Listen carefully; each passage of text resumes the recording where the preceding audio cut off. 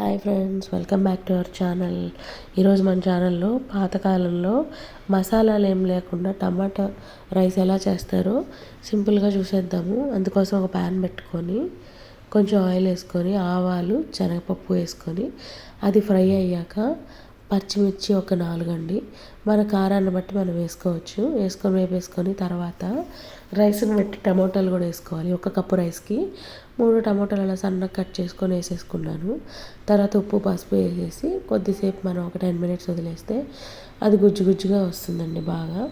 తర్వాత దాంట్లో కొంచెం కొత్తిమీర వేసేసి బాగా ఫ్రై చేయాలి, ఫ్లేవర్ అంతా పట్టిందాక. తర్వాత మనం ముందుగా కుక్ చేసి పెట్టుకున్న వైట్ రైస్ వేసేసుకొని కలిపేసేసుకొని ఆనియన్స్తో సర్వ్ చేసేసుకుంటే అంతేనండి, సింపుల్.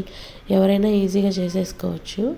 మనం హాట్ రైసే కాదండి, మిగిలిపోయిన రైస్తో కూడా చేసుకుంటే చాలా టేస్టీగా ఉంటుంది. మీరు ట్రై చేసి చూడండి. ఈ రైసేనండి, ఏం మసాలాలు లేకుండా సింపుల్గా సాఫ్ట్గా ఉంటుంది.